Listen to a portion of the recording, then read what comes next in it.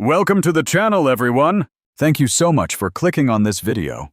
Whether you're here to learn something new, get inspired, or just relax and enjoy some great content, I'm really glad you're here. On this channel, I'll be sharing exciting stories, useful insights, and valuable tips that I hope will make your day a little better every time you watch. If you enjoy the video, don't forget to like, subscribe, and turn on notifications so you never miss an upload. Alright, let's get started. Imagine discovering a secret so dangerous it could shatter a galactic empire, only to be laughed at by everyone in power. That was the nightmare Scout Commander Yrel was living, in a room built to make people feel insignificant. The grand war chamber of the Veloxy hegemony floated around the gas giant Theos 9, a colossal crystal station that splintered the light of 3 suns across walls taller than skyscrapers. If you want to see how pride can lead to a fall, stick around. The ceiling vanished into darkness. The floor was a perfect mirror, and every single detail was designed to scream that you were in the heart of the most powerful civilization in the known galaxy. And today, it was packed. Representatives from over 60 conquered species crammed into the observation galleries. Military leaders from a dozen battle fleets sat in the main ring, their shimmering scales catching the light as they shifted and whispered. Advisors, weapons engineers, and political officers filled the upper levels. The air itself buzzed with 100 languages, all flowing through translation devices. At the very center of it all, on a raised platform of black crystal, sat the supreme arbiter, HFY. Even for a Voxy, he was a sight to behold. He stood nearly 3 meters tall, with 4 powerful arms crossed over a chest covered in scales that flickered between deep blue and brilliant silver. His huge golden eyes held the gaze of someone who had never, not once in his entire life, been told no. He had personally conquered 11 species and overseen the hegemony's expansion across 2 whole galactic arms. To him, war wasn't a challenge. It was a simple math problem. And he had never, ever gotten the answer wrong. This meeting was supposed to be business as usual, a summit to review borders, resources, and fleet movements. It was the kind of boring, predictable event that happened every cycle. And then, Scout Commander Yrel asked to speak. The first thing everyone noticed was that she was young. She was young, and small for a Voxy, barely 2 meters tall, with scales that hadn't yet deepened into the rich colors of an adult.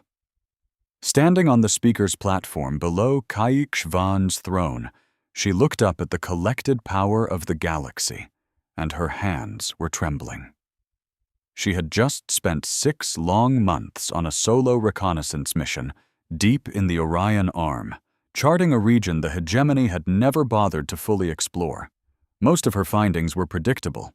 Primitive civilizations, minor spacefaring races with no real power, the usual collection of worlds that would one day be swallowed by the hegemony when it felt like it. But she found one species that was different. She called them Terrans. "They are 2-legged, warm-blooded mammals," Yrel started, and her voice sounded so thin and tiny in that enormous chamber. "They're carbon-based oxygen breathers, with an average height of about 1.7 meters. They come from a single temperate world, the 3rd planet from their star." She paused, glancing at her datapad. The number still made her sick to her stomach. "Their homeworld has a population of approximately 8 billion individuals." For exactly 2 seconds, the chamber was dead silent. Then someone laughed. It was a short, sharp bark from a fleet commander in the galleries. Then another laugh echoed from across the room. And then more. In moments, a wave of laughter rolled through the war chamber, bouncing off the crystal walls and growing louder with each echo. 8 billion on a single planet? The entire Veloxy hegemony, spread across hundreds of star systems and dozens of species, had a total population of 12 billion. And this little scout was claiming that one planet of soft-skinned apes had 8 billion all on its own. HFY didn't laugh. He smiled, which was so much worse. "Scout Commander," he said, and his voice sliced through the laughter like a knife, silencing the room instantly. "Are you certain of this number?" "Yes, Supreme Arbiter. I ran multiple independent counts using different methods. If anything, that number might be low. Their own census data, which they broadcast openly, suggests it could be even higher." "They broadcast their census data?" one of the commanders in the center ring asked in disbelief.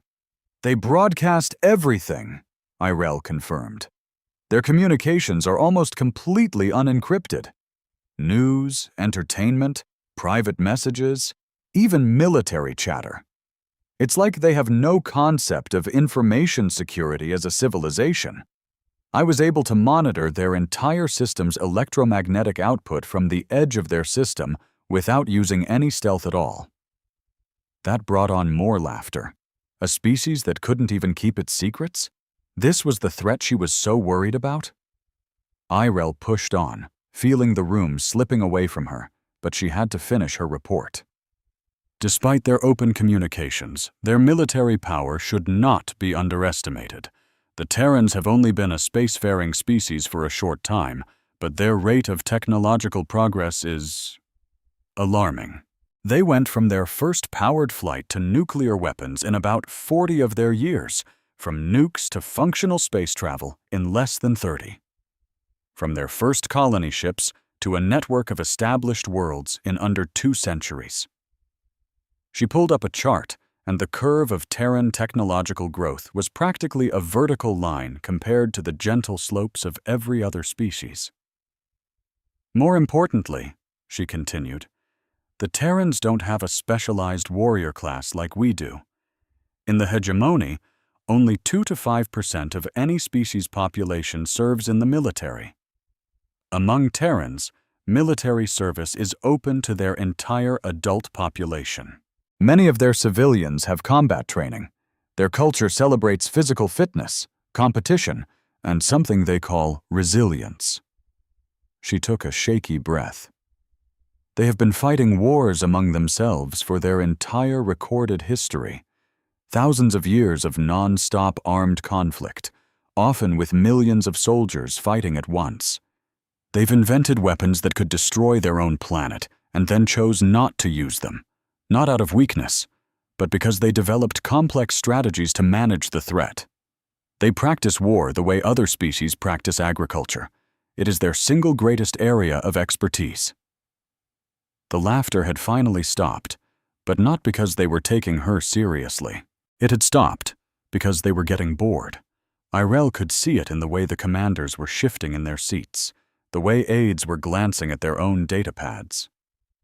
She could see it in HFY's smile, which had become fixed and patient, like an adult waiting for a child to finish a silly story. She tried one last time. "Supreme Arbiter, I am formally recommending that the Terran species be classified as an existential threat. I recommend that all hegemony operations stay at least 50 light-years away from known Terran space. I recommend that no contact, friendly or hostile, be made until a dedicated analysis team can complete a full strategic assessment." She lowered her datapad. "I believe that a military confrontation with this species would be catastrophic for the hegemony." The silence that followed was the worst kind. It wasn't the silence of deep thought. It was the silence of pity, the kind of quiet that fills a room when everyone is embarrassed for someone else. HFY leaned forward. "Scout Commander Irel," he said, his tone as gentle as a blade's edge just before it cuts. "I appreciate your thoroughness. I do. Deep-range scouting is hard, lonely work, and we value your dedication." He paused. "However, you are young, and I think you've made a mistake many young officers do. You've confused quantity with quality." He stood up, unfolding all 4 of his arms and gesturing to the entire assembly. "The hegemony has faced large populations before. The Grek had 6 billion on their homeworld when we found them. They had nuclear weapons. They had a warrior culture. They lasted 6 rotations. The Venan had 4 billion people on orbital defense platforms. They lasted 8. Numbers, Scout Commander, are meaningless without the technology, strategy, and will to back them up. He looked down at her from his great height. 8 billion soft-bodied primates on a single planet, shouting their secrets into the void and fighting each other like animals in a pit. This is not a threat. This is a species that hasn't learned to be quiet in a dangerous universe. The laughter came roaring back, louder and more confident this time. Commanders slapped the arms of their chairs. Someone in the gallery made a crude joke about Death World monkeys that got a huge cheer. Wyrell just stood there, a cold feeling settling deep in her chest. It wasn't embarrassment. It was the feeling you get standing on a cliff's edge, watching someone you care about walk straight toward it with their eyes shut. "Supreme Arbiter," she said, her voice barely a whisper. "With all respect, the Grek didn't have faster-than-light travel. The Venan didn't have artificial intelligence. The Terrans have both, and they've used them to build things I couldn't even begin to catalog in 6 months of watching. I saw shipyards in their system producing vessels at a rate that beats our most productive facilities by a factor of—" "That will be sufficient, Scout Commander." Kayak's Von's voice was stripped of all warmth. "You've made your report. It's been heard. It's been noted. You are dismissed." That last word, dismissed, hit like a steel door slamming shut. Yell froze. She scanned the chamber one last time, desperate to find a single face showing a hint of doubt or concern, anything but the casual amusement and cold indifference staring back at her. And then, she found one. Tucked away in the far corner of the main ring, half concealed by a pillar of black crystal, sat Drenok. He was a Torvon, one of the very few non-Voxy allowed at the war table, tolerated only because his species had a knack for spotting patterns that even the Voxy had to respect. He was ancient by anyone's standards. His gray-green skin was a roadmap of scars from campaigns that were ancient history to most of the officers in the room. His 3 eyes were fixed on Yell with an expression she couldn't quite place, but he definitely wasn't laughing. Yell snatched her datapad and stepped down from the speaker's platform. A buzz of conversation rose behind her as the summit immediately moved on to things they considered important, like resource allocation reports and border patrol schedules. Her warning was already forgotten, destined to become a running joke told in officers' clubs for years to come. The story of the rookie scout who ran back from the Orion Arm, terrified of a bunch of monkeys. She was already halfway down the corridor when she heard heavy, uneven footsteps approaching from behind. Torvon footsteps. She stopped, but didn't dare turn around. "Scout Commander." Drenok's voice was like rocks tumbling in a steel drum. He came to a halt beside her. He was shorter than her, but easily twice as wide, built like a piece of equipment designed to withstand catastrophic impacts. "You did a good job in there," he rumbled. "I was laughed at and reprimanded," she shot back. "Yes, the two are not mutually exclusive with doing a good job. You gave an accurate report to powerful people who desperately did not want to hear it. That's the very definition of your duty." Yell finally turned to look at him. His 3 eyes bored into her with an intensity that was almost unnerving. "You believe me?" she whispered. "I believe your data." "Data doesn't care if it gets laughed at." He paused for a moment. "I do have one question, though. Your report was incredibly detailed, but you left one thing out. You never described it." "Described what?" "Their ships," he said. "You talked about production capacity and fleet size. You never talked about the vessels themselves. What do they look like?" Yell fell silent for a long time. She hadn't put detailed descriptions in her report because she couldn't find the words, no terms that would make any sense to the war chamber. The Hegemony built magnificent warships, sleek, elegant vessels with flowing lines and gleaming hulls that perfectly reflected the starlight of whatever system they were conquering. Hegemony ships were designed to inspire awe, to let their enemies know at a single glance they were facing a superior civilization. The Terran ships were nothing like that. "Wrong," she said at last. "Their ships just looked wrong, like they were built by a species that fully expected to die and simply did not care." Drenoch was quiet for what felt like an eternity, his scarred face impossible to read. "I was there for the Vex campaign," he said finally. "I was at Gareth. I have fought 7 different species for the hegemony, and I have won every single time, and in all those years I have never, not once, heard a scout describe an enemy fleet the way you just did." He placed a heavy, solid hand on her shoulder. "Hold on to your data, Scout Commander. Keep your reports. Keep every last bit of it. I have a feeling someone is going to want to see it all again, and when they do, I promise you, they won't be laughing." He turned and lumbered back toward the war chamber, his uneven steps echoing down the crystalline hall. Yell stood alone in that hallway for a long, long time. 3 days later, the official orders came down from the Supreme Orbiter's office. A standard subjugation fleet of 200 warships was being assembled and sent to the Terran border system, designated Artemis IV, a minor colony world with minimal strategic value. The mission was classified as a corrective incursion, designed to test Terran military response and seize resources for the hegemony. 200 warships for a species the Supreme Orbiter barely considered a nuisance. He'd even told his staff it was overkill, that 50 ships would have been more than enough, but there was no harm in being thorough. Yell read the orders on the datapad in her private quarters on the scout station. She read them a second time. Then, she set the pad on her desk and just stared at the wall. She remembered the Terran shipyard she'd observed from the edge of their system, the colossal orbital structures that never slept, never stopped building, churning out ship after ship with a relentless, mechanical rhythm that had felt like a planet's heartbeat. She remembered the electromagnetic chatter she'd intercepted, not the military signals, which were surprisingly rare and tightly encrypted, but the civilian broadcasts. There was music, stories, loud arguments, and bursts of laughter.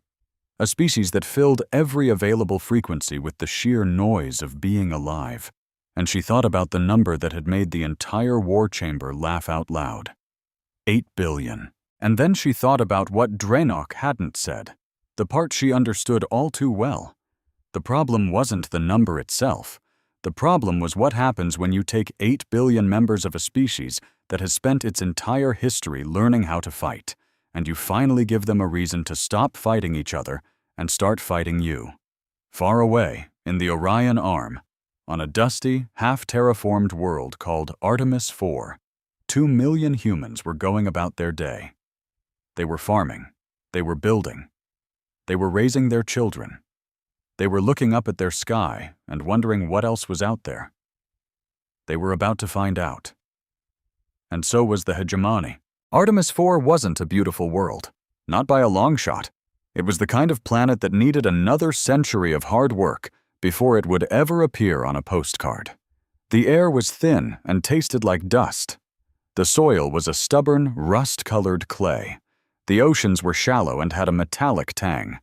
2 million humans called it home, scattered across a few settlements linked by dirt roads and rail lines that sliced through flat, empty plains stretching to the horizon. The biggest town was called New Thessaly. With a population of about 400,000, it was the closest thing to a city on a world that felt more like a construction site than a civilization. It had a spaceport, a university, a hospital, 3 bars, and a city hall where the colonial governor held meetings no one ever wanted to go to. The buildings were low, boxy structures made from local stone because shipping materials from Earth was ridiculously expensive, and the colonists were, above all, practical people. It was just after dawn in New Thessaly when the sky began to change. Captain Reva Santos was the first to see it, because seeing things first was her job. She was the commanding officer of the TDF Patrol Corvette Whiskey Tango, a ship about the size of a big cargo freighter, currently drifting in a lazy orbit just outside the Artemis system's main asteroid belt. The Whiskey Tango was the one and only Terran Defense Force ship assigned to the entire Artemis sector. It was a frontier posting. Quiet. Mind-numbingly boring. It was the kind of assignment you get when you're either brand new or you've really ticked off someone important enough to send you where nothing ever happens. Santos had been there for 11 months. She had ticked someone off. She was in her command chair, feet propped up on the console, sipping her 4th coffee of the morning while reading a novel on her tablet when her sensor officer said something that made her drop the coffee mug. "Captain, I've got contacts. Multiple contacts. FTL signatures popping up at the system boundary." Santos swung her feet off the console. "How many?" The sensor officer, a kid fresh from the academy who had never seen a real contact in his life, just stared at his screen. "Ma'am, I'm reading 200 FTL signatures." Santos didn't panic. She didn't yell. She didn't slam her fist on anything. She carefully placed her coffee mug in its magnetic holder, set her tablet face down on the arm of her chair, and sat up perfectly straight. "Sound general quarters," she said, her voice perfectly level. "Get me a visual the second they drop out of warp." The Whiskey Tango instantly came to life around her. The standard white lights switched to tactical red.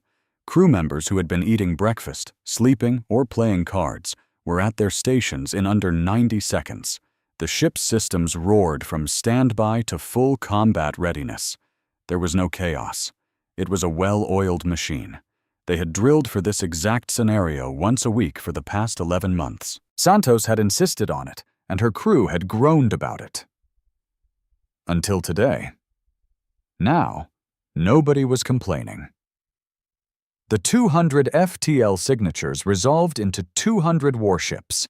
They emerged from faster-than-light travel at the edge of the Artemis system in a formation clearly meant to intimidate. They appeared in a perfect, massive diamond shape, layer upon layer of ships arranged with a geometric precision that spoke of centuries of military tradition. And the ships themselves, they were beautiful.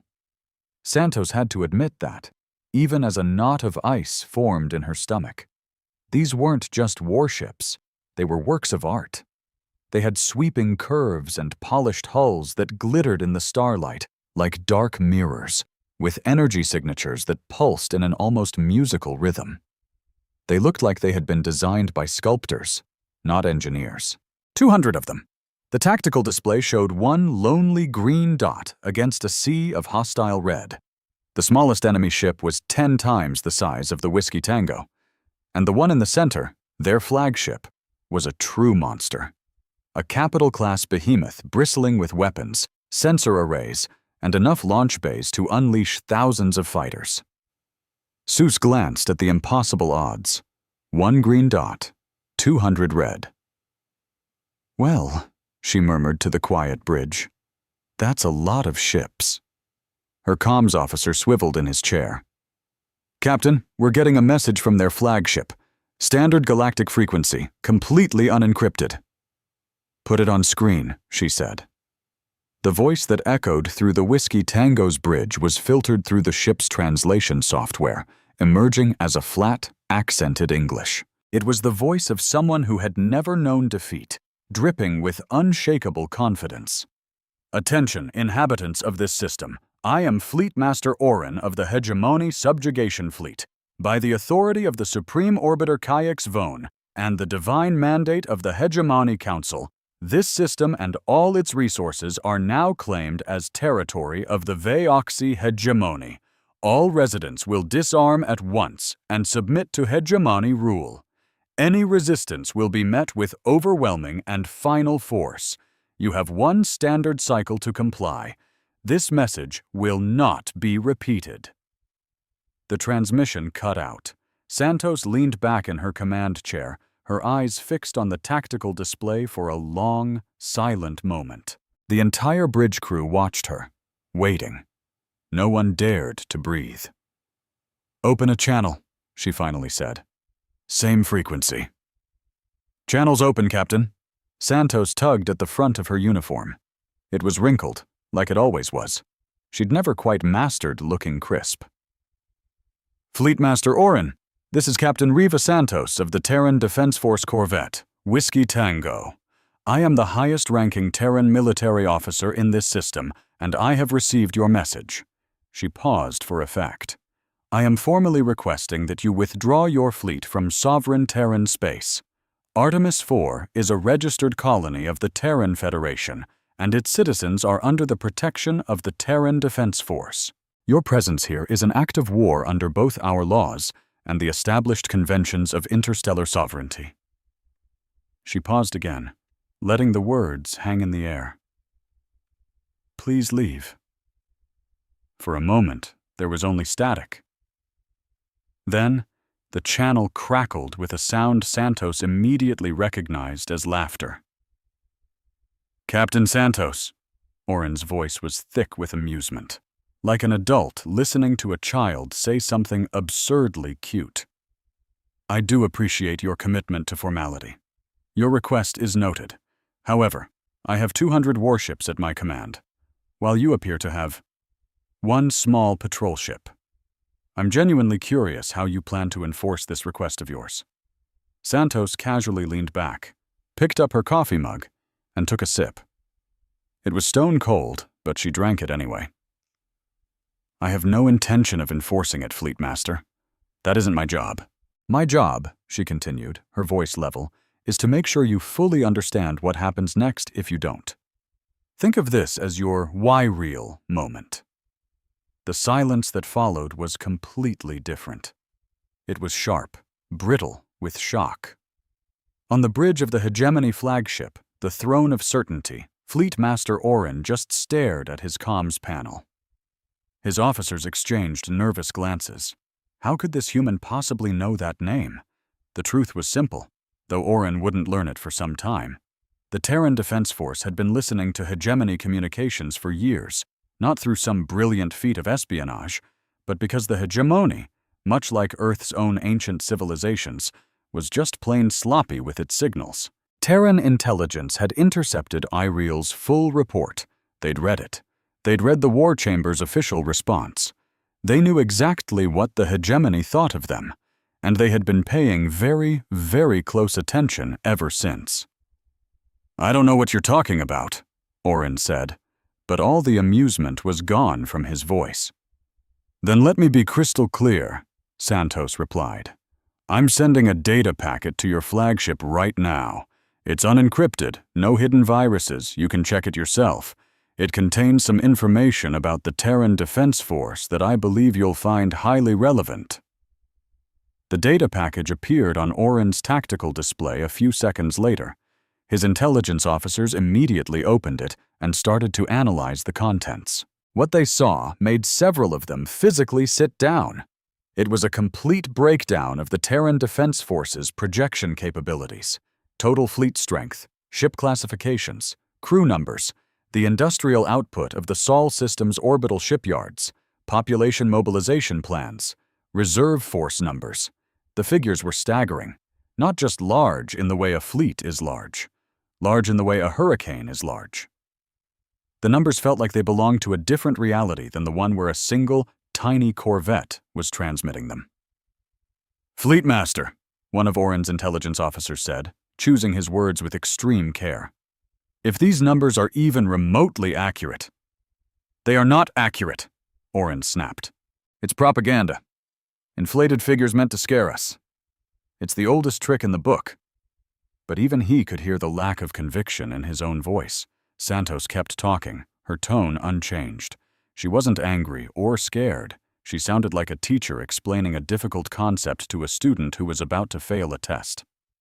"Fleet Master, the Terran Defense Force maintains an active fleet of over 15,000 warships. That figure doesn't include our reserve fleets, our system defense grids, or contributions from our allies. In the event of a direct threat to a Terran colony, the Defense Force is authorized to execute what we call a case iron response. That means a full combat mobilization of the nearest expeditionary fleet, with continuous reinforcements until the threat has been eliminated." She let that sink in.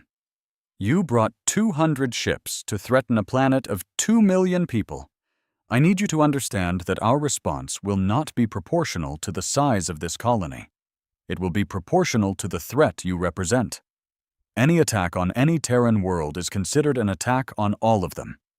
That's not a policy, Fleetmaster. It's our doctrine. It's hardwired into our command structure at a level that no single officer, myself included, can override. You're stalling, Oren accused. You're one ship. You're just trying to buy time. Yeah, Santos said, without hesitation. I'm absolutely trying to buy time. I'm being completely honest with you about that, she added. The question you should be asking yourself is what I'm buying time for. Oren's jaw clenched. He was young to be a fleet master, a protege of Kayaks Vone himself. This mission was supposed to be a simple milk run, a live-fire training exercise to prove his worth before he moved up to a real command.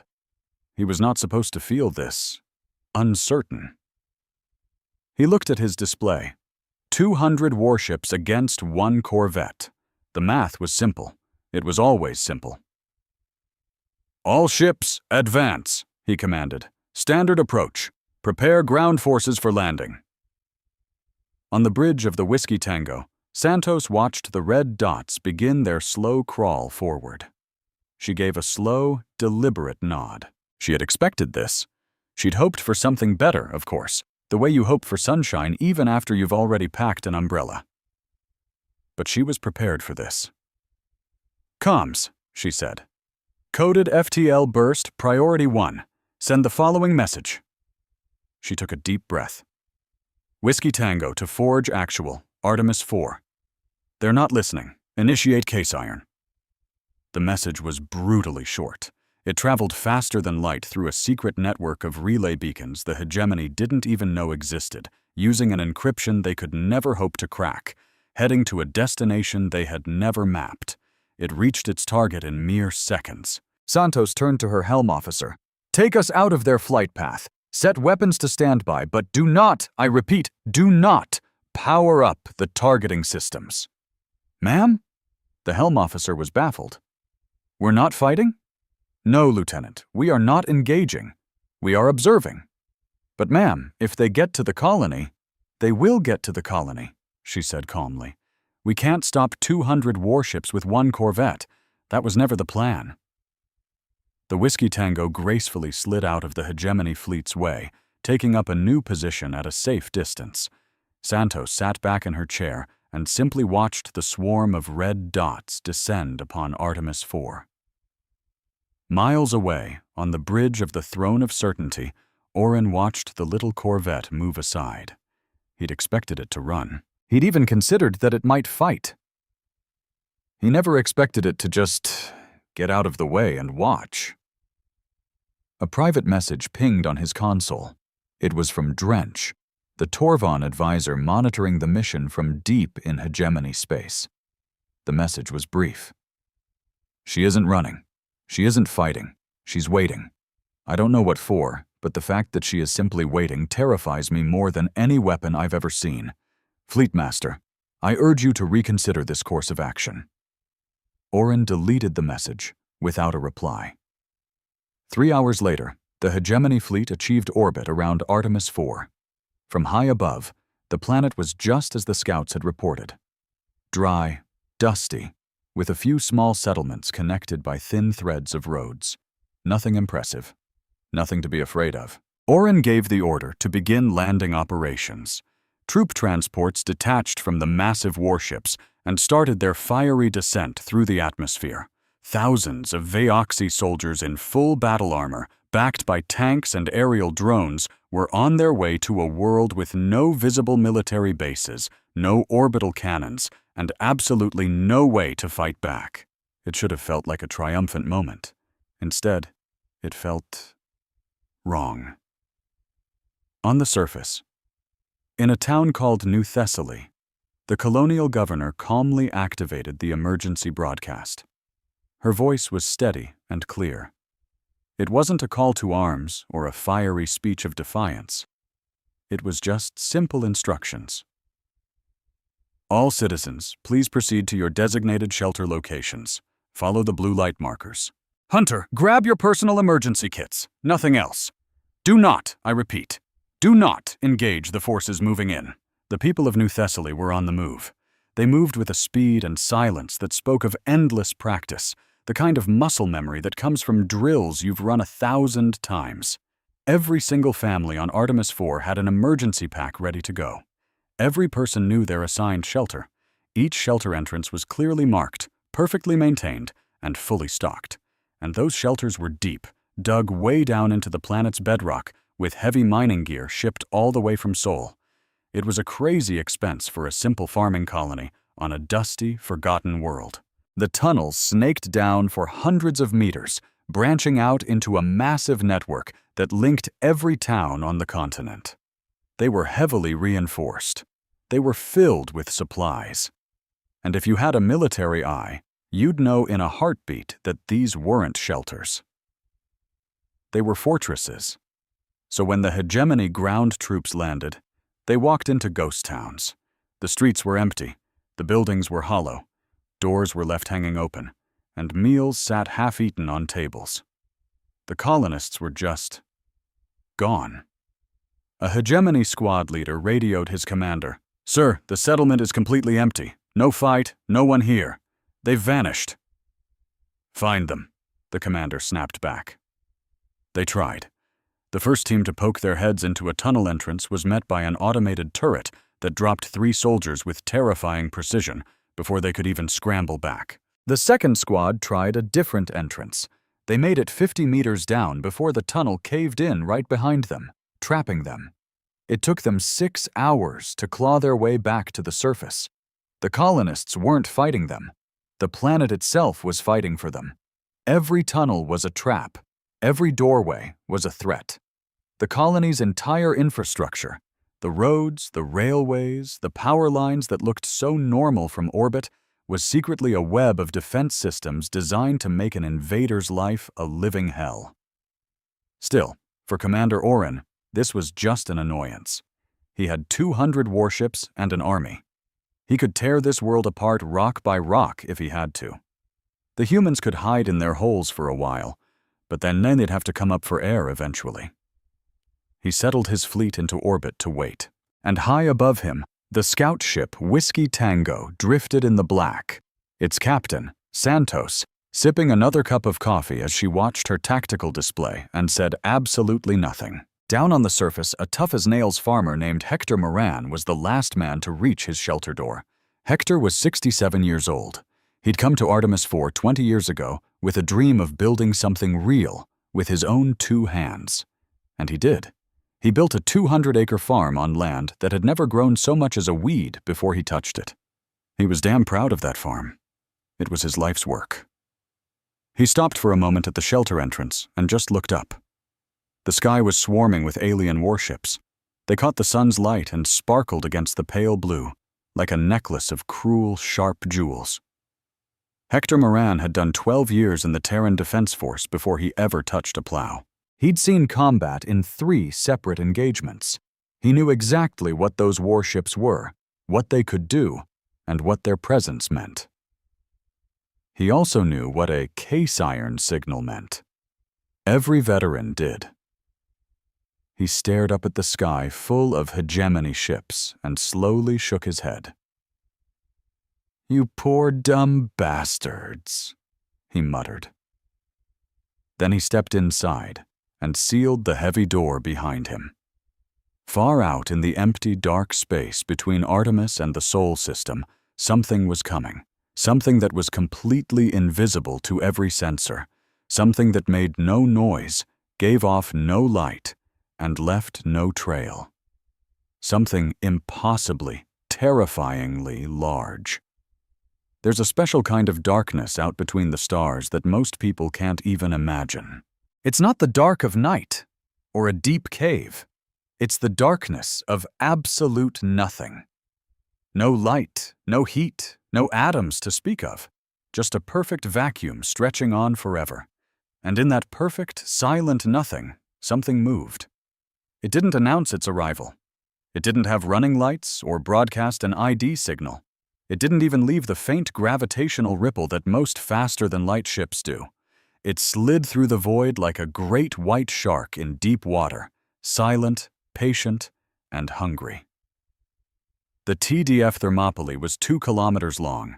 It's a number that's hard to wrap your head around. Space is huge, and 2 kilometers is nothing compared to the distance between planets. But the Thermopylae wasn't meant to be measured against space. It was meant to be measured against other warships. And next to other warships, it was a monster. It was about 8 times longer than the biggest hegemony ship currently sitting over Artemis IV. It had more mass than any 40 of those ships put together. It was a Forge-class dreadnought, and the Terran Defense Force only had 12 of them. Not because they couldn't build more, but because 12 was all they ever needed. The Thermopylae looked nothing like a hegemony ship. Their ships were beautiful, all elegant curves and gleaming metal. They were designed to be looked at, to be admired. The Thermopylae was built for one thing, and one thing only: to win. It was all hard angles and flat plates of armor. There were no pretty, flowing lines, no fancy design choices. The hull was a flat, matte gray that seemed to swallow light instead of reflecting it. Its surface was covered in weapon emplacements, sensor arrays, and launch bays, but all of them were sunk deep into the armor, not stuck on top. Everything that could be armored was armored. Everything that could be hidden was hidden. It looked like it had been carved out of a solid block of metal by someone who hated anything that wasn't brutally functional. A hegemony scout commander once said Terran ships looked like they were built by a species that expected to die and just didn't care. She was only half right.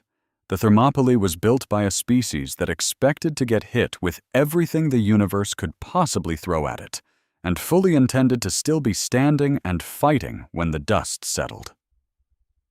On the bridge of this monster, Admiral Jun Seo Park sat in his command chair, reading the latest update from Captain Santos. Park was 61. His hair was silver. His face was a roadmap of his life, but his hands were rock steady. He'd been an admiral for 19 years and had commanded the 7th Expeditionary Fleet for the last 7. In all that time, the 7th had never seen a real, full-scale battle. They'd run patrols, done exercises, and flown humanitarian missions. They had trained and prepped and waited. For 7 years, Park had hoped he'd never have to use his fleet for what it was truly built for. He was a quiet man. He read poetry. He was a terrible cello player. He had a daughter teaching biology on Mars and a son who built custom furniture back on Earth. He didn't love war, but he was very, very good at it. The case iron signal from the Whiskey Tango had screamed through the relay network and hit Terran command in seconds. It was verified and authenticated in under a minute. The 7th Fleet got its activation orders less than 15 minutes after Santos sent her message. There was no debate, no committee meetings, no political hand-wringing. A case iron wasn't a call for help. It was a trigger, a hardwired response buried in the deepest, most secret parts of Terran military strategy. When a Terran colony is threatened, the closest fleet moves. Automatically. Instantly. The same way your hand jerks back from a hot stove before your brain even has time to register the pain. The 7th Fleet made the jump to Artemis in under 6 hours. Not because they were close. They were stationed at Kepler Station, nearly 40 light-years away. They made it in under 6 hours because Terran faster-than-light drives were unbelievably faster than anyone in the hegemony had a clue. The hegemony made a fatal mistake. They judged humanity's military by watching its civilian ships. They saw the slow, clumsy cargo haulers and colony ships lumbering between stars at speeds the hegemony thought were just okay. They never saw the military ships, because the military ships didn't want to be seen. The Terran Defense Force learned a long, long time ago that the greatest weapon you can have is the one your enemy doesn't know exists. Their warships ran completely dark. No emissions, no transponder pings, nothing but the faintest heat signature that was impossible to pick out from the background radiation of space. When a Terran warship moved, it moved like a submarine in an ocean of stars. You didn't see it. You didn't hear it. You didn't know it was there until it was already too late. And so, right now, 40 Terran warships were sitting in the silent darkness at the very edge of the Artemis system, just waiting for Admiral Park to give the word. Park read Santos's report for a third time. 200 hegemony warships, ground troops on the surface, colonists safe in their bunkers, no Terran casualties. The enemy fleet was in a standard occupation pattern, spread out in orbit, with all their attention focused down on the planet. They never thought to look behind them. "Fleet status," Park said, his voice calm. His flag captain, a woman named Torres with short, dark hair and the unshakable calm of a 20-year veteran, answered instantly. "All ships report battle-ready, Admiral. Weapons are hot. Drives are spooled. We are awaiting your order." Park gave a single, slow nod. He stared at the tactical map, and the injustice of it burned. 200 enemy ships, a swarm of angry red dots, were strangling the blue-green jewel of Artemis IV, a human world. Against them sat one single, lonely blip of green. Captain Santos in the Whiskey Tango, a scout ship parked defiantly at the edge of the system. But the map didn't show the real story. It didn't show the 40 other green dots, his fleet, cloaked in the blackness between worlds. "Signal the fleet," Admiral Park said, his voice calm. "We're going with Plan Meridian. I'm going in first. They'll jump in on my mark exactly 30 seconds after I arrive, and nobody fires a single shot until I say so. Understood?" His first officer, Torres, couldn't hide his surprise. "Sir, you want to go in alone?" Park's gaze never left the map. "I want them to see one ship. I want them to have a moment to wonder what one ship could possibly mean, right before they have to deal with 40 of them." Torres gave a slow, deliberate nod. He got it. This wasn't a battle plan, it was a statement. "Signal's out, Admiral. The fleet says they're ready. The Thermopylae is cleared for the jump." Park gave the screen one last look, set down his datapad, and sat up a little straighter in his command chair. "Let's go say hello." In an instant, the Thermopylae was gone, only to reappear in a flash at the rim of the Artemis system. It materialized roughly 2 million kilometers from the enemy's closest ships, and it made absolutely no attempt to be quiet. The second it dropped into normal space, it unleashed a single, titanic sensor pulse. It was a massive wave of scanning energy that blasted across the entire system like someone kicking open the door to a dark room and flipping on a stadium light. That pulse slammed into every enemy ship at the exact same time. On the bridge of the enemy flagship, the Throne of Certainty, chaos erupted. "Contact!" screamed the sensor officer. "One contact bearing 271 mark positive 15, range 2 million kilometers." The officer was shaking his head. "It just appeared, Fleetmaster. No FTL trail, no approach vector. 1 second there was nothing, and the next, it was just there." Fleetmaster Oren looked up from his reports on the planetary occupation. "Identify it." The sensor officer's fingers flew across his console. He rescanned.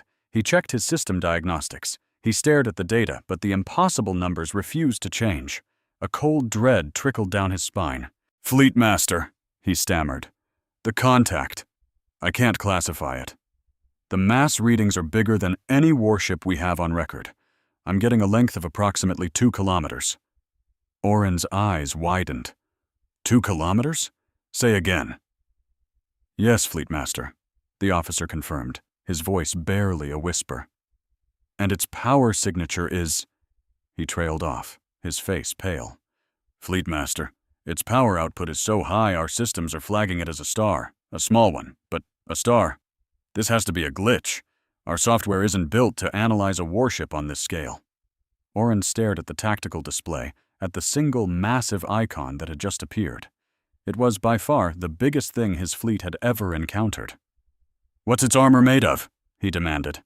"I don't know, Fleetmaster. The material isn't in our database. It's deflecting our scans in a way I've never seen before. These readings are impossible." The bridge fell deathly silent, and then the comms channel crackled to life. The voice that spoke was human, male, and calm. Not a peaceful calm, but the heavy, crushing calm of the deep ocean. "This is Admiral Junio Park of the Terran Defense Force 7th Expeditionary Fleet, aboard the dreadnought Thermopylae. I am speaking to the commander of the Hegemony Fleet currently violating the sovereignty of Artemis IV." There was a deliberate pause, letting the words sink in. When he spoke again, his voice was like granite. "You are occupying a human world. You were warned. You were given a chance to leave peacefully. That chance has just expired." Another chilling pause. "You have 30 seconds to start your withdrawal.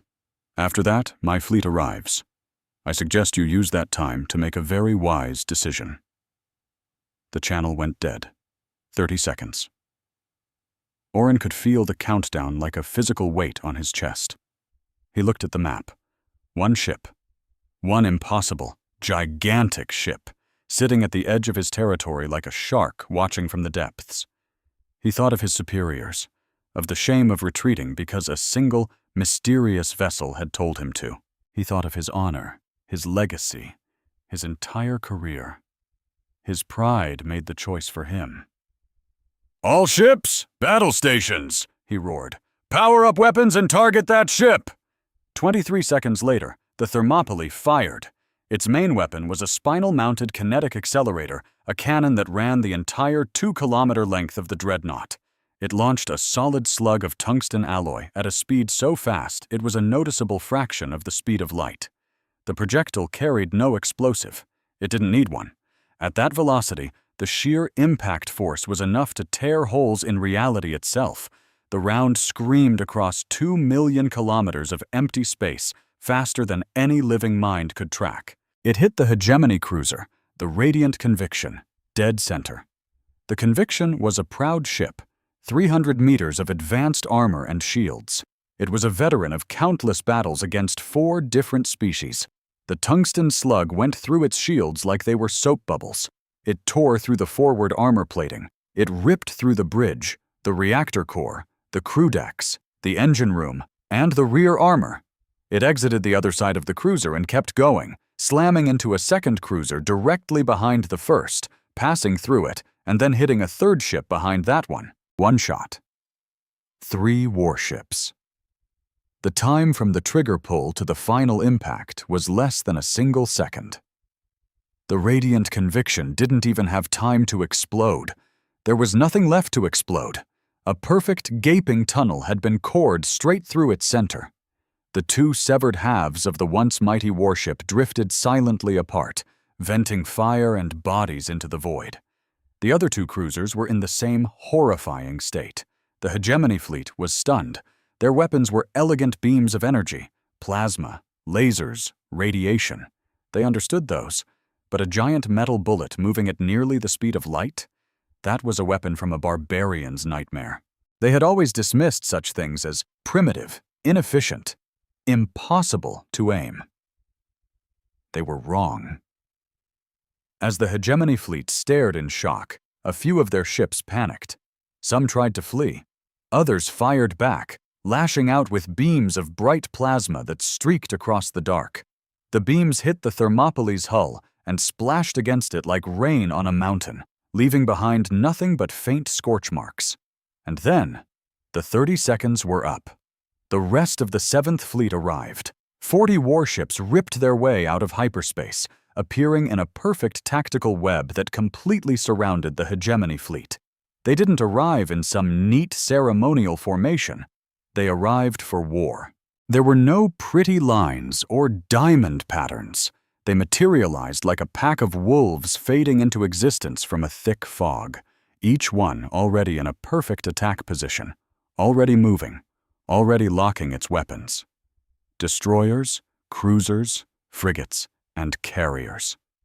And in the middle of it all, the Thermopylae, immense and silent and waiting. On the bridge of his flagship, Fleet Master Oren watched his tactical map become a prison as 40 green icons formed a cage around his 200 ships. His sensor officer was calling out the new contacts, his voice flat and robotic, the way a person sounds when their brain refuses to accept what their eyes are seeing. 40 new contacts, Fleet Master, multiple classes, the officer droned. Sir, every single one of their ships is reading as superior to our own heavy cruisers. Their deployment is... I can't predict it. They have targeting solutions for our entire fleet. Oren couldn't find the words to respond.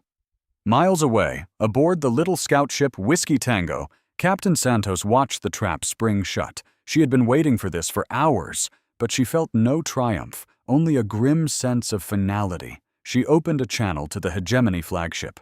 Fleetmaster Oren, she said, her voice heavy. This is Captain Santos. Remember when I told you I wasn't here to fight you? I was just here to make sure you understood what would happen next. This, she said, as his screens showed the 40 warships aiming at his fleet, is what happens next. She paused for a moment. I want to give you the same offer I gave you before. Please, take your fleet and leave our space. The Admiral gave you every chance to walk away. I am personally asking you to take it. Oren heard her. He looked at his map. His 200 ships caged by 40. And a horrifying clarity washed over him like ice water. He wasn't outnumbered. He was outclassed. Each one of those 40 human ships was worth 10 of his, maybe more. The cold, hard math of war, the simple equations he had built his entire career on, were screaming a truth that his gut already knew. He had already lost. He was completely and utterly trapped. Miles from home, deep in enemy territory, Drenak could only sit in his quarters and watch the nightmare unfold on his tactical displays. He saw the Terran fleet pop into existence, wrapping around Oren's forces like a predator. He saw the numbers on his screen shift, telling a story of impossible odds. He saw the power levels, the weapon signatures, the way these strange ships moved, like nothing the Hegemony had ever encountered in its long, bloody history. Irel's words echoed in his mind. Their ships look wrong, like they were made by people who expected to die and just didn't care. He finally understood. They weren't built by a species expecting to die. They were built by a species that had stared death in the face for so many centuries, fighting war after war against themselves, that they'd learned exactly how tough a ship needed to be to survive, and exactly how much firepower it needed to dish out to win. There was no artistry, no beauty, not a single wasted watt of energy on anything that didn't help the crew stay alive and the enemy stay dead. These were the starships of a people who had perfected the art of war by practicing on the only opponent that ever gave them a real challenge, each other. Drenak closed his eyes and keyed in one last message to Fleet Master Oren, a single word: surrender. Oren stared at that word. He stared at his tactical map. He stared out the main viewport of his bridge, at the dark, ugly shape of the Terran dreadnought, the Thermopylae, blotting out the stars like a cancer in the void. His bridge crew stood by, silent. The entire fleet was waiting. 200 warships, the absolute pride of the Veloxi hegemony, were cornered by just 40 ships from a species they had written off as a joke. No one was laughing anymore. Fleet Master Oren made his choice. They would fight. He didn't choose to fight because he thought he could win.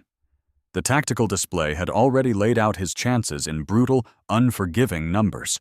He chose to fight because of the fate that awaited him if he didn't. Surrendering 200 warships without even firing a shot? Kayaks-Vone, the supreme arbiter, would utterly destroy him, not in a figurative way. Failure was not tolerated, and cowardice was a death sentence. Oren would be publicly stripped of his rank. His family's name would be dragged through the mud, and he would rot in a prison cell for the rest of his miserable life.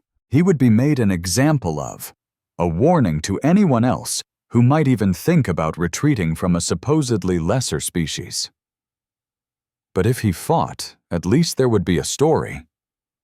A fleet that went down fighting against impossible odds was a fleet that could be remembered with honor. Defeat was one thing. Surrender was unthinkable. It was a foolish, tragic reason to send thousands of his soldiers to their graves, and Orin knew it. Still, he gave the order. "All ships, engage," he said, his voice as steady as a rock. He owed his crews that much. "Fleet formation Primus. Focus all fire on that massive vessel. Launch all fighter wings. Point defense systems, full active." 200 warships turned as one and unleashed hell. The space between the two fleets exploded with pure energy. Blazing blue bolts of plasma streaked toward the Thermopylae from dozens of ships at once. Particle beams shot out like impossibly bright needles of light. Missile pods emptied their entire payloads, sending massive swarms of guided munitions hurtling toward the closest Terran ships. It was a truly awesome sight. The combined firepower of 200 Veloxi warships was enough to shatter the crust of a small moon. It was the kind of raw, destructive force that had ended wars in mere hours, that had broken entire civilizations, and had made the hegemony's name a synonym for unstoppable power across two spiral arms of the galaxy. And the Thermopylae just soaked it all up. Plasma bolts slammed into the dreadnought's armor and simply vanished. Particle beams carved glowing molten lines across the hull, which cooled and hardened back into solid metal almost instantly. Missiles exploded against its surface in bright flashes that did nothing more than briefly light up the ship's colossal frame before winking out. The armor held. On the bridge of the Thermopylae, Admiral Park barely felt the deck vibrate under his feet as his ship shrugged off the fury of an entire fleet. A few warning lights flickered on the damage control stations. Deep inside the ship, a secondary hull plate buckled from the sustained barrage and was immediately reinforced by automated repair drones. "Damage report," Admiral Park said calmly. "Outer armor degradation at 7% in sectors 12 through 15, Commander Torres reported, his voice just as calm. "No penetration, no system damage, no casualties." 7%. 200 warships throwing everything they had at them, and all they did was scratch the paint. "Return fire," Park ordered. "All batteries. Fleet-wide engagement is authorized." The Thermopylae answered. Its spinal-mounted cannon fired again. Another tungsten slug screamed across the void. At a speed that weaponized physics itself, it hit a hegemony battlecruiser, tore straight through it, and kept going, obliterating the destroyer that was flying behind it. 2 more capital ships, gone in less than a second. But the spinal cannon was just 1 gun. The Thermopylae had hundreds. Its broadside railgun batteries opened up, each one firing projectiles smaller than the main cannons, but just as deadly. Point defense turrets that were meant to shoot down missiles swiveled and began shredding enemy fighters into confetti. Missile tubes launched waves of smart munitions that picked their own targets, adjusted their own flight paths, and struck with terrifying surgical precision. And then, the rest of the 7th Fleet opened fire. The other 40 Terran warships had been holding their positions, weapons hot, drives ready. The moment Park gave the command, they attacked from every direction at once. There was no clean line of battle, no organized formation trading shots across an imaginary line in space. The Terran ships swarmed the hegemony fleet from above, below, ahead, behind, and from both sides, all at the same time. Terran military doctrine didn't believe in fair fights. They had a name for their philosophy: overwhelming response. It was a brutal strategy developed over centuries of humans fighting humans. The core idea was simple. When a fight starts, you end it as quickly as possible, with as much force as possible, while taking as few losses as possible. There was no honor, no ritual combat, no tradition of meeting your enemy face to face to test your courage. There was only the mission: neutralize the threat by the most efficient means necessary. The hegemony fought in rigid formations because it was elegant and disciplined, and it had worked for 1,000 years against enemies who fought the exact same way. Their ships held perfect position relative to one another, creating overlapping fields of fire, protecting each other's flanks, moving forward and back, like a single, massive organism. The Terrans didn't fight like that at all. Each Terran ship acted with a level of independence that would have gotten a captain court-martialed in the hegemony navy. Captains made their own split-second tactical calls based on the admiral's overall strategy. Ships would break formation, regroup, and break again in a chaotic dance.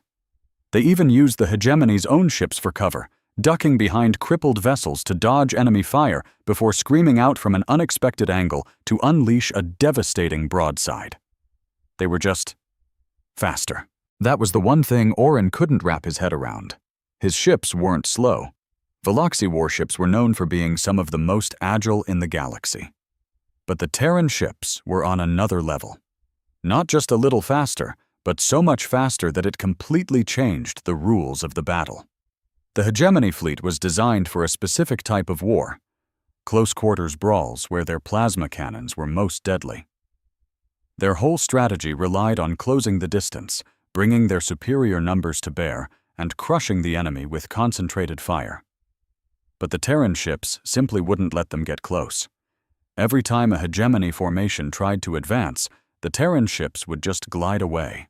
They would accelerate effortlessly, keeping the perfect distance where their kinetic weapons were absolutely devastating, while the hegemony's energy weapons grew weaker and less effective over the same range. They pounded the advancing hegemony ships from so far away that Oren's fleet could barely fire back. And if a group of his ships ever got too close, the Terrans were already gone, zipping to a new position to hit them from a completely different angle. It was like trying to punch smoke, and the electronic warfare was making it 1,000 times worse. The Terran ships were blasting out jamming signals that blinded hegemony sensors in chaotic, unpredictable ways.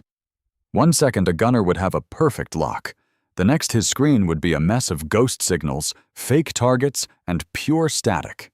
He'd fire at a ship that wasn't even there, and while he was shooting at shadows, a real Terran ship would slam him with a volley from a direction he wasn't even watching. The swarms of smart missiles were a relentless nightmare. Terran missiles weren't like theirs. They were smaller, sneakier, and they thought for themselves. They didn't just fly in a straight line, they worked together, splitting into smaller groups, coming in from multiple directions, and timing their impacts perfectly to overwhelm point defense systems. A hegemony cruiser could shoot down 10 missiles, no problem. But it couldn't shoot down 10 missiles, all arriving from 10 different directions at the exact same instant. Ship after ship just vanished. On the bridge of his flagship, the Throne of Certainty, Oren watched his fleet get systematically erased on the tactical map. Red icons flickered and died. Each one of those dots was a ship. Each ship had a crew, and each of those crew members had families waiting for them back home. A hegemony heavy cruiser, the Eternal Mandate, made a desperate, suicidal charge at the Thermopylae. It flew straight in, guns blazing, its captain screaming over the comms to focus everything on a single spot on the dreadnought's hull. The Thermopylae didn't even bother to move. It just took the hits, then responded with a single broadside that tore the Eternal Mandate apart from bow to stern. The glowing, spinning wreckage drifted off into the darkness, and the Thermopylae simply moved on to its next target. Oren's fighter wings weren't having any more luck. The hegemony unleashed thousands of nimble attack craft from their massive carriers, piloted by the absolute best aces in their navy. They came in swarms, perfectly coordinated waves of death aimed straight at the Terran fleet, and the Terran point defense systems shredded them. Every human ship bristled with small, rapid-fire turrets guided by computers so fast no living pilot could ever hope to outthink them. The fighters flew straight into invisible walls of metal that simply erased entire squadrons from existence in a flash. The few pilots who miraculously punched through the defensive screen quickly discovered a new problem. Their weapons were useless. Missiles and cannons designed to cripple ships of their own, make and size barely even scuffed the paint on the Terran hulls. They'd fire off their entire payloads, only to watch them fizzle out harmlessly against armor that just soaked up the punishment. Then, The point defense turrets would lock onto them, and they would simply cease to be. And through it all, Admiral Park sat in his command chair, issuing orders in the same calm, detached tone he'd used from the very first shot. Task Group 3.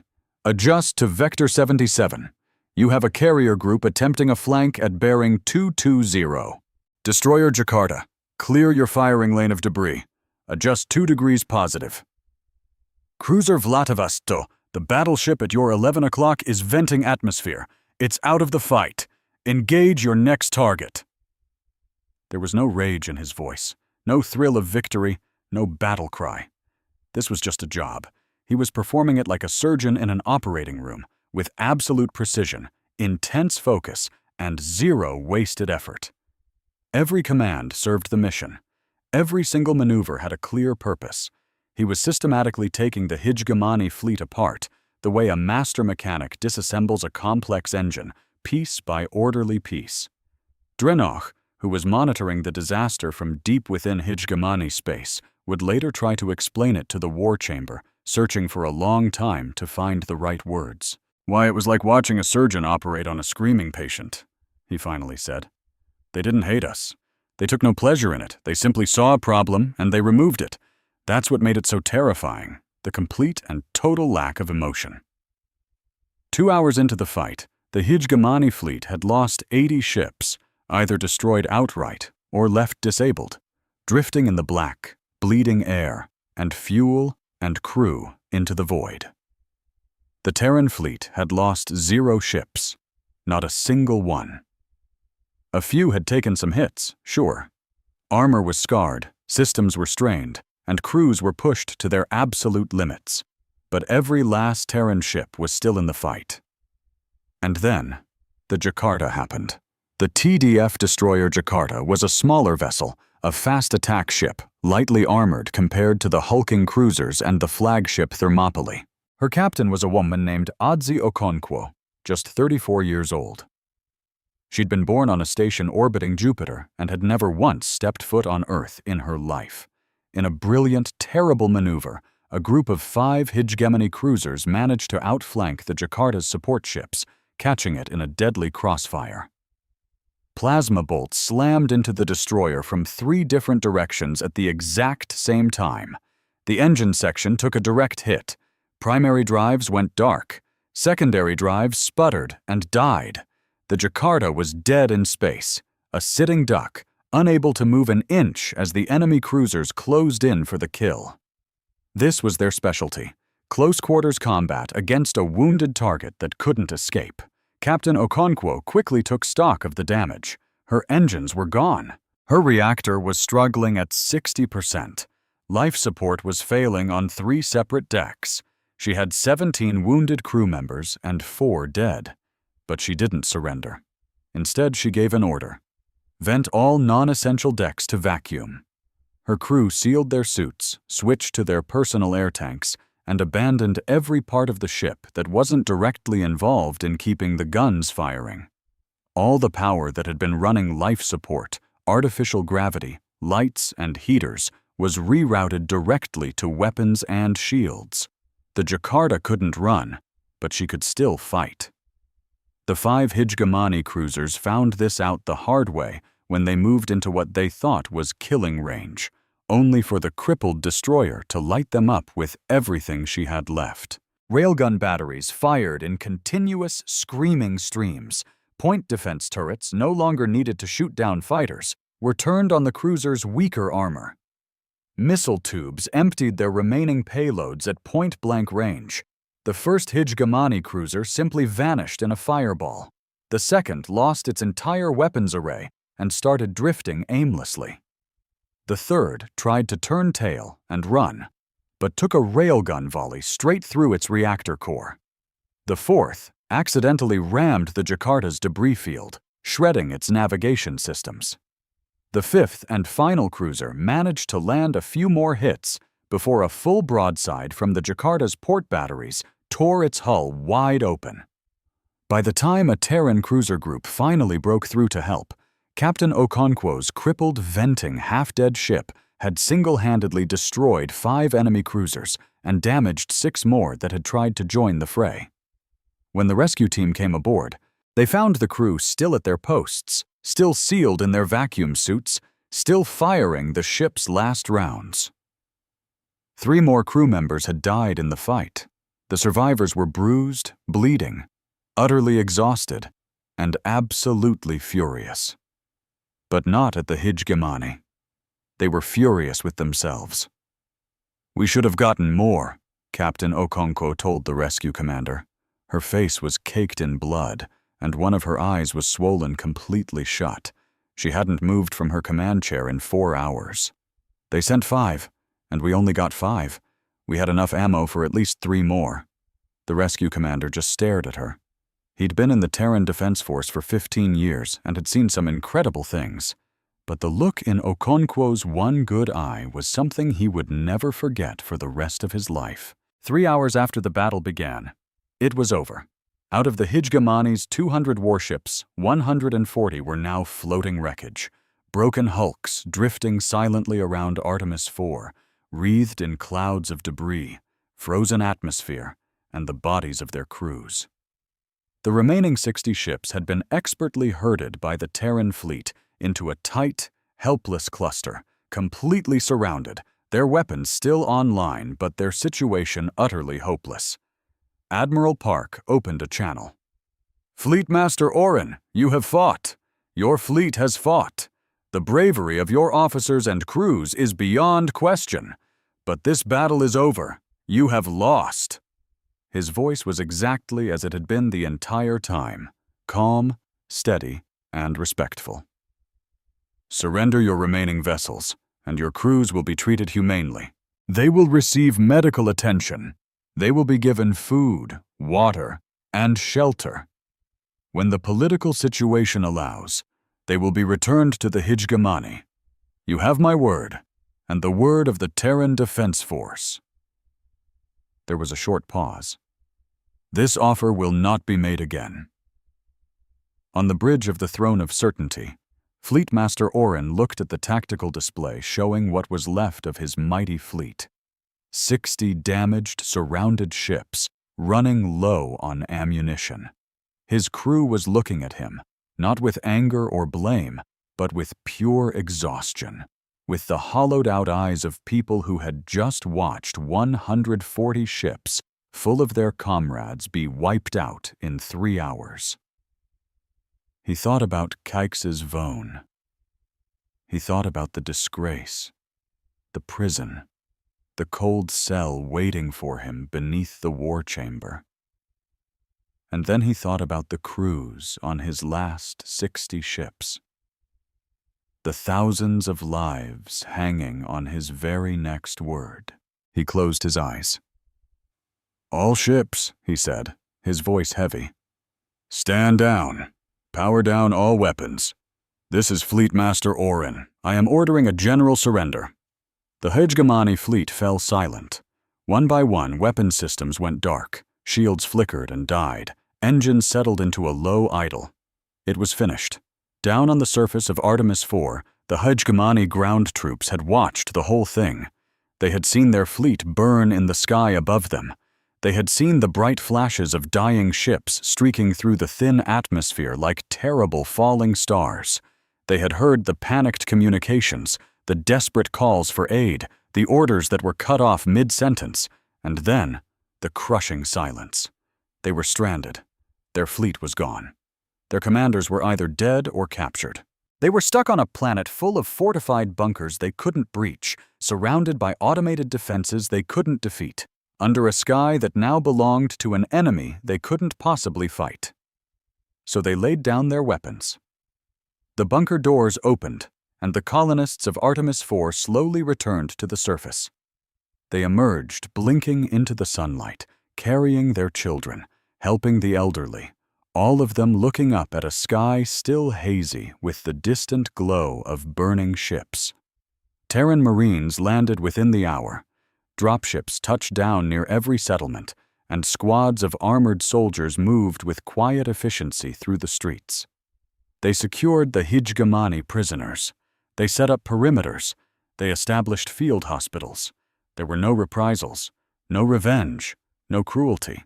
The enemy soldiers were disarmed, given water, and processed through intake stations where their injuries were tended to and their names were recorded. A Terran medic knelt beside a wounded Voxy soldier whose leg was badly burned. She spent 20 minutes carefully treating the wound with supplies from her own kit before getting up to help a wounded human with a broken arm. The Voxy soldier watched her leave with an expression of pure confusion. He had been taught his entire life that Terrans were primitives, aggressive brutes, barely even civilized. He'd been told they were animals. And he had just watched one of these animals bandage his leg, give him painkillers, and tell him through a translation device that he was going to be okay. In the processing line for prisoners, a captured Veloxy officer found himself standing next to a Terran Marine. The Veloxy had been a commander of respectable rank. He'd fought hard, and he'd lost. He glanced at the Marine. The kid was young, exhausted, his armor caked in dust and scarred with battle. He had the look of someone who had done an impossible job for way too long and just wanted to go home. "Why?" the Veloxy officer finally asked. The Marine looked up from his datapad. "Why didn't your admiral just wipe us out? He could have. The 60 ships that surrendered? He could have vaporized every last one. We were dead in the water. Why did he stop?" The Marine stared at him for a long beat, then just shrugged. "Yeah," he said, his voice flat. "He could have. That's the whole point." The Veloxy officer didn't get it. He'd replay those words in his head for a long time before he finally would. High above the planet Artemis IV, the silent debris of 140 warships drifted like a ghost fleet. The 60 surviving vessels sat powerless, herded together by Terran escorts. The Terran flagship, the Thermopylae, hung in high orbit, dark, immense, and motionless, a monument to a lesson learned in the most brutal way imaginable. On the bridge of the Whiskey Tango, Captain Santos sat in her command chair, sipping coffee that had gone cold hours ago. She stared at the tactical display. Green dots, friendlies, were everywhere. The blue marble of the planet spun peacefully below. The red dots were all gone. She was bone-tired. She closed her eyes, letting out a breath that felt like it carried the weight of the whole war. "Okay," she whispered to the empty bridge. "Now comes the hard part." The grand war chamber of the hegemony was exactly as it had always been. The same crystalline walls, the same mirror-polished floor, the same ceiling that seemed to disappear into an infinite shadow. The same platform of black crystal where the supreme arbiter presided over everyone. But it didn't feel the same. The last time this chamber was full, the very air had buzzed with arrogant confidence. Commanders had shared jokes. Aides had whispered nonchalantly. In the galleries, representatives from 60 conquered species had watched the business of empire unfold with the smug certainty of a civilization that had never known a real challenge. Now, the chamber was dead silent. The same commanders sat in their designated seats. The same aides stood frozen at their posts. The same galleries were packed with the same representatives. But the laughter was gone. The whispers had vanished. The confidence had evaporated. All that was left was that thick, heavy stillness that fills a room when every single person knows a catastrophe has occurred and nobody has a clue what to do next. The news from Artemis IV had arrived 2 days earlier. It had torn through the hegemony like a wildfire through a dead forest. Fast, unstoppable, and utterly devastating. 200 warships were gone. 140 destroyed, 60 captured. The entire subjugation fleet, its commander, its support ships, its ground troops, had been wiped out or taken prisoner by an enemy less than a quarter of its size. In just 3 hours, the numbers were just impossible. Every strategist in the hegemony had run the calculations, double-checked them, and run them again. The result was always the same. A fleet of 40 Terran warships had annihilated a fleet of 200 hegemony warships in 3 hours, and in the process, had not lost a single ship. Not one. These numbers didn't just tell a story of defeat. They told a story of a gap. A gap between what the hegemony was and what the Terrans were. A chasm so vast, so fundamental, that it challenged everything the hegemony believed about itself and its dominance in the galaxy. Supreme Arbiter HFY refused to see it that way.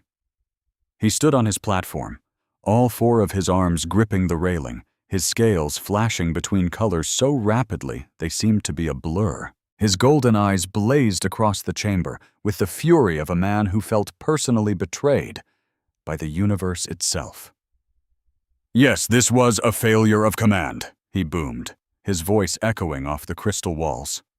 It was loud, it was furious, and it was absolutely certain of itself. Fleet Master Orin was given a simple task. He failed. His failure is not a sign of Terran strength. It is a sign of his weakness. He stomped across the platform, his steps cracking against the black crystal. "The Terrans caught us by surprise. They used tricks and unfamiliar weapons. This will not happen a second time. I am ordering a full mobilization. 2,000 warships. Every available fleet." He spun to face the chamber, his voice raw with power. "We will return to Terran space with a force so overwhelming that no amount of dirty tricks or primitive kinetic weapons can possibly save them. The hegemony does not lose. The hegemony has never lost. What happened at Artemis was not a loss. No, it was a lesson in the consequences of sending a boy to do a warrior's job. I will not make that mistake again." The chamber was quiet, but it wasn't the quiet of agreement. It was the quiet of people terrified to speak their minds. Then a voice cut through the silence from the back of the central ring. A rough, gravelly voice that sounded like rocks grinding together. "You are wrong." Every head in the chamber whipped around. Danox was on his feet. He hadn't been invited to speak. He hadn't asked for permission. He just stood up from his chair in the forgotten corner of the central ring, the same seat he'd sat in during Irel's dismissed report weeks ago, and spoke. He was ancient. He was covered in scars. He was a Torvan, not a Veloxi, and his spot at the war table was a token courtesy, not a right. He had zero authority to address the Supreme Arbiter without being called upon. He had no political allies to protect him.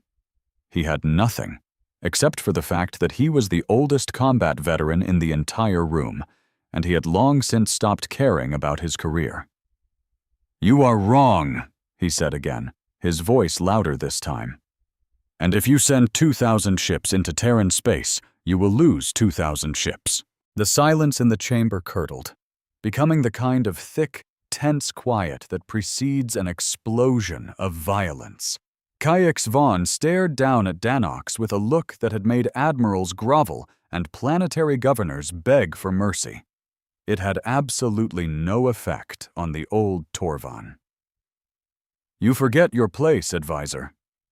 My place is to advise, so I am advising. Whether you listen is up to you. But I will not stand by in this chamber and watch this civilization commit suicide because its leader is too proud to look at the facts." Danox started walking forward. He moved slowly. He was old, his joints ached, and he'd been sitting for too long. But he moved with the unwavering purpose of someone who had made up his mind and wouldn't be stopped by anything short of being struck down. He reached the speaker's platform, the very same one where Irel had stood. He activated the display and started pulling up files. "This is Scout Commander Yrel's original report," he announced. "The one this chamber laughed out of the room. I want every one of you to look at it again." The data filled the air. Population, industrial capacity, technological growth rates, fleet estimates, all the information Irel had presented, and all the information that had been brushed aside as impossible fantasy. "These numbers were accurate," Danox said, his voice firm. "Every single one of them. Yrel's intel was good. Her analysis was good. Her recommendation was good. This chamber chose to ignore her because her conclusions made you uncomfortable, and because it's always easier to laugh at a young officer than to face the idea that the universe holds something stronger than you. He swiped, bringing up new data. The battle recordings from Artemis IV. This is what happened when we ignored her. 200 ships, 3 hours, 0 Terran losses. Watch their engagement patterns. Watch how they move. Watch their coordination. This is not an army that got lucky. This is not a fleet that caught us with our guard down. This is a military machine that has been getting ready for a fight like this for longer than most of our species have even been traveling in space. He let the recordings play. The chamber watched in stunned silence as the Hegemony's fleet was clinically taken apart. The absolute precision of the Terran strikes, the terrifying efficiency of their teamwork, the cold, methodical way they erased one ship after another without taking a single hit themselves. "Now," Danok said, and his voice dropped to a quiet tone that was somehow more terrifying than a shout. "Let me tell you what 2,000 ships will accomplish." He brought up projections, the industrial output of Terran shipyards, production timelines, replacement rates, force escalation models. The Terrans sent 40 ships to Artemis. 40. That was a single expeditionary fleet. They have at least 20 more just like it. They have 12 dreadnoughts of the class that single-handedly soaked up the firepower of our entire fleet without taking any meaningful damage. Their shipyards can build warships faster than we can find crews for them. Their population can sustain casualty levels that would shatter any species in the hegemony. He let that sink in. And they haven't even mobilized. What hit us at Artemis wasn't a declaration of war. It was a garrison response. The military equivalent of a knee-jerk reflex. They sent the closest available force to handle a local problem. And that closest available force utterly annihilated us. He looked straight up at KX Vaughn. If you send 2,000 ships, they will send 2,000, or 5,000, or 10,000. And they can do it. Their industrial base can support it. Their population can support it. And every ship they send will be crewed by soldiers from a species that has been fighting brutal wars since before our ancestors even developed language. He took a deep breath. You are not preparing for a war with a rival power, Supreme Arbiter. You are preparing to walk up to the door of a sleeping giant and beg it to eat you. The chamber was so still you could hear a pin drop. The scales on the Supreme Arbiter's face had stopped their restless shifting, locking into a deep midnight blue. It was a color beyond simple anger, a rage so absolute it had frozen solid. "You are finished," he seethed. Drenak didn't flinch. "I am finished when I have said what must be said." "You are finished now," the Arbiter repeated, his voice dangerously low. Drenak stood alone on the speaker's platform, looking up at the most powerful being in the Veloxi hegemony, and simply waited. The silence stretched, thick and heavy. Then a sharp ping echoed from the side of the chamber. An incoming message, Priority 1, from outside their space. From Earth. The communications officer glanced nervously at the Arbiter, who gave a single, sharp nod. "Put it through." The voice that filled the hall was human, female, and possessed a calm that was nothing like the military stillness they knew. Where an admiral's calm was a show of controlled force, this was the calm of someone who genuinely preferred talking to fighting, and was exceptionally good at it. "This is Ambassador Chen Wei of the Terran Diplomatic Corps, broadcasting on behalf of the Terran Federation government," she began. "This message is for the Supreme Arbiter and the esteemed members of the Hegemony Council." The entire chamber was captivated, every head turned toward the speakers. "First," she said, her tone warm, "I want to state clearly that the Terran Federation desires peace. We don't want war. We don't want your territory. We have no interest in conquest. We know the hegemony's history, your great accomplishments, and your standing in this part of the galaxy. We respect the civilization you have built," her voice continued, steady as a rock. "However, the Artemis IV system is sovereign Terran space. Its people are our citizens. When your fleet entered that system and threatened our people, you initiated a defensive response from us." She paused, letting the words sink in. "That response is now over. Your surviving ships and personnel are being treated with care, and we are ready to discuss their repatriation whenever you're ready." Another deliberate pause. "We would much rather be your neighbors. We want to trade with you, exchange knowledge, and build a better future together. This galaxy is vast enough for both of us, and we believe our two civilizations working together could achieve things neither of us could accomplish alone." This time, the silence she left hanging in the air was even longer.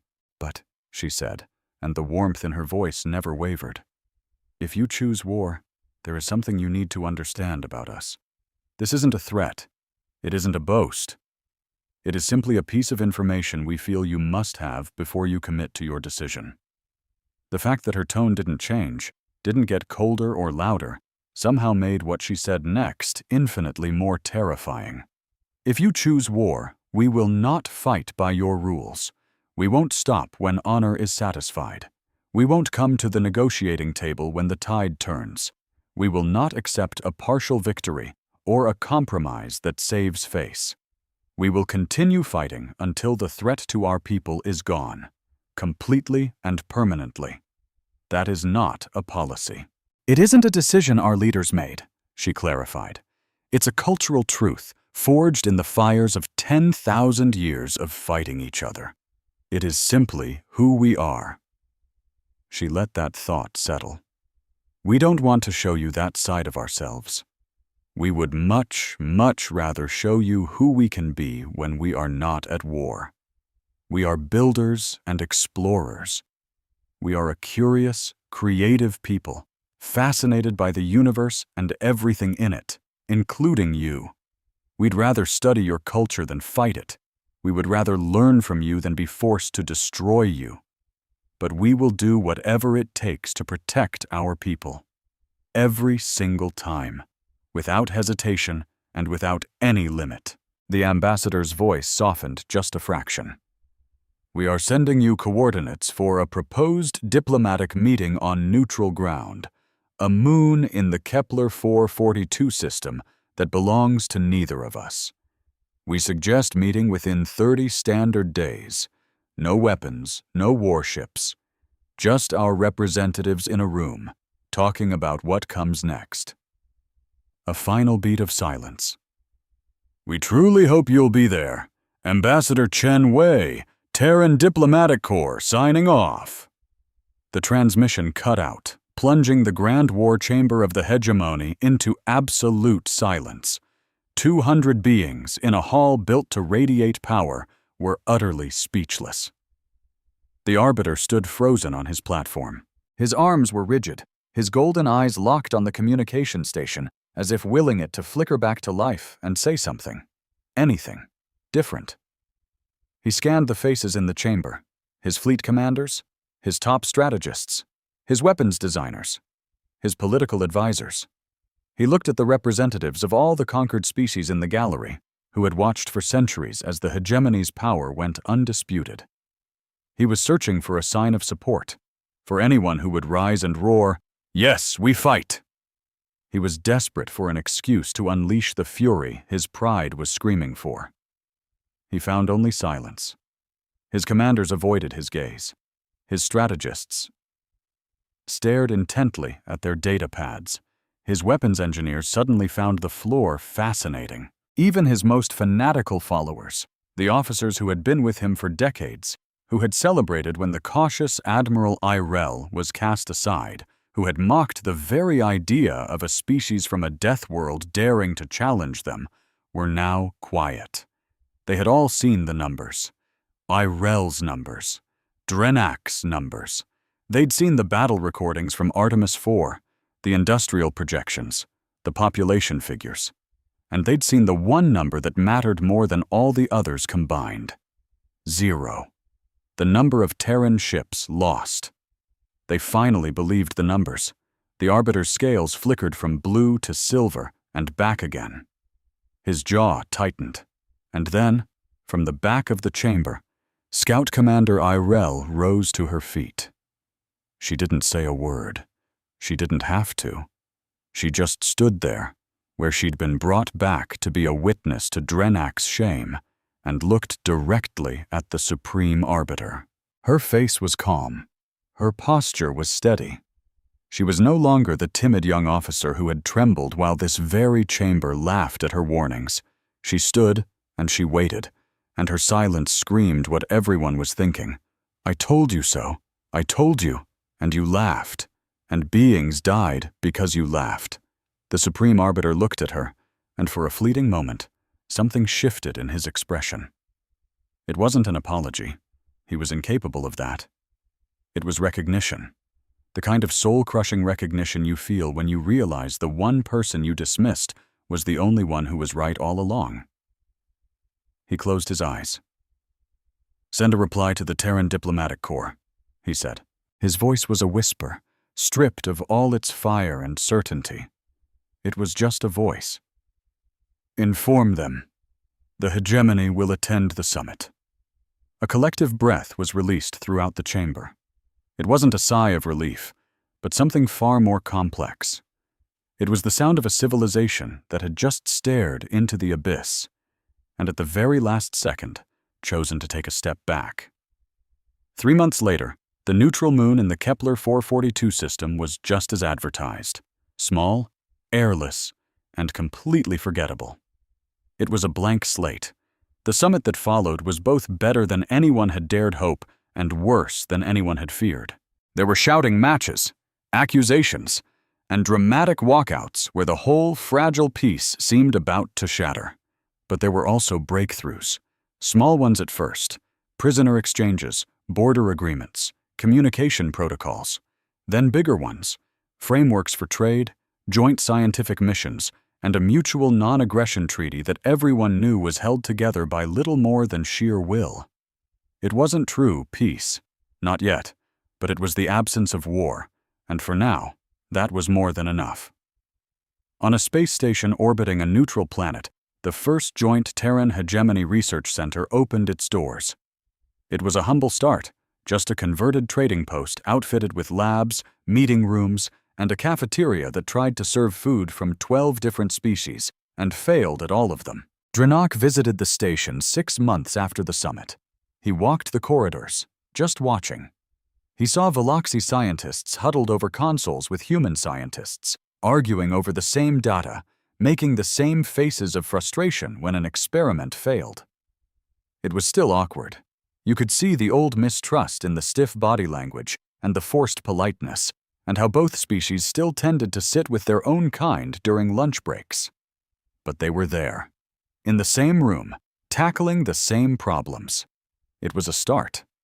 In a corner of the cafeteria, he spotted a human engineer sitting with a Veloxi technician. The human was pushing the cup of dark, steaming liquid across the table. Go on, try it, the human woman urged, wearing the kind of grin people get when they're about to enjoy someone else's reaction. It's called coffee. It's basically the fuel our entire civilization runs on. The Veloxi technician carefully picked up the mug with 2 hands and sniffed it. His scales rippled with deep suspicion. He took a tiny sip. His reaction was instant and spectacular. His scales clamped down flat against his skin, his eyes shot wide open, and his mouth flapped silently for a few seconds. He then placed the cup back on the table with the extreme care of someone handling a live bomb. That, he grumbled, is the single worst thing I've ever tasted. It's bitter, it's hot, it burns, and I think it might be poisoning me. The human woman just laughed. It wasn't the cruel laughter of a war room, but something different. The kind of laugh you share over something absurd with someone you're just starting to understand. Yeah, she said. It's awful. Have some more. It grows on you. He glared at the cup. Nothing that tastes like this should be allowed to grow on anyone. She just grinned. We drink 4 cups a day. That explains so much about your species. From across the room, Danak watched them. Torvins couldn't smile, of course, but something in his old, scarred face seemed to soften. Received her promotion quietly, with no ceremony, no public announcement that her initial report, the one everyone ignored, had been right all along. She was now the Director of Xenological Intelligence, a title created just for her. Her new job was to review every single scout report in the Hijgamani's entire database. The very first thing she did was dig up every report that had been dismissed over the last 100 years and flag them all for a second look. There were a lot of them. She never asked for credit. She didn't want an apology from Kayaks. She didn't even seem angry. When Drano asked her why, she just said that being right wasn't the point. The point was making sure that next time, someone would listen. Captain Santos got a commendation and a new post. She became the Terran Ambassador-at-Arms to the Hijgamani border region, a role that was half diplomat, half military liaison, and perfectly suited for a woman who could tell an enemy fleet to back off and make them believe it. She still drank way too much coffee. She still wore a uniform that looked like she'd slept in it. And by all accounts, she was brilliant at her job. Fleetmaster Aaron was sent back to the Hijgamani in a prisoner exchange. He was never officially punished, though the possibility loomed over him for months. In the end, punishing the commander of the Artemis would have meant admitting how badly they had lost, and Kayaks preferred to let the whole thing quietly fade away. Orurin was reassigned to a logistics desk. He didn't complain. Instead, he spent his nights writing a deep analysis of Terran military strategy, something nobody in the high command asked for, but which would, years later, become required reading at the Hijgamani's Naval Academy. Captain Okonkwo of the Jakarta was awarded the Terran Star of Valor. Her ship was patched up and put back into action. She immediately requested to be reassigned right back to the 7th Fleet. When a news reporter asked why she turned down a promotion, she simply said she liked her ship, she liked her crew, and her work wasn't done yet. Admiral Park brought the 7th Fleet back to Kepler Station. He filed a brief action report, exactly 4 pages long. It detailed the engagement, the tactics, the results, and his recommendations. It was precise, clinical, and completely devoid of emotion. But he also wrote another letter, a private one to Terran Command that would never be part of any official record. He wrote it late one night, alone in his quarters, with a glass of something strong and his cello standing silent in the corner. The letter talked about many things. It talked about the battle, the enemy, and the performance of his fleet. It talked about the horrifying math of destroying 140 ships filled with living beings whose only crime was following the orders of leaders who had made a catastrophic error. But it was the last paragraph that truly mattered. They learned, Park wrote. That is the best possible outcome. They saw what we were capable of, and they chose to talk instead of fight. That means something. It means the galaxy might be a little bigger tomorrow than it was yesterday. A little more open. A little more connected. He paused, looking at the words on the screen. The galaxy is too big and too beautiful for the alternative. I've seen it from the bridge of a warship, lit by the fire of weapons, and I never want to see that again. I want to see it lit by the light of stars and the glow of stations where people from different worlds can sit together, drinking terrible coffee and arguing about things that don't matter. He put his glass down. But keep the 7th Fleet ready, he added, just in case the next ones aren't such quick learners. He signed the letter, sent it, and went to sleep. Outside his window, billions of stars burned, old and young, bright and dim. Every single one was a sun. Every sun could be warming a world, and every world could have someone looking up at the night sky, wondering what else was out there. The galaxy was vast and full of questions, and for the first time in a very long time, at least 2 civilizations were finally asking them together. It wasn't a happy ending. It wasn't a sad ending. It was a beginning. and that was more than enough.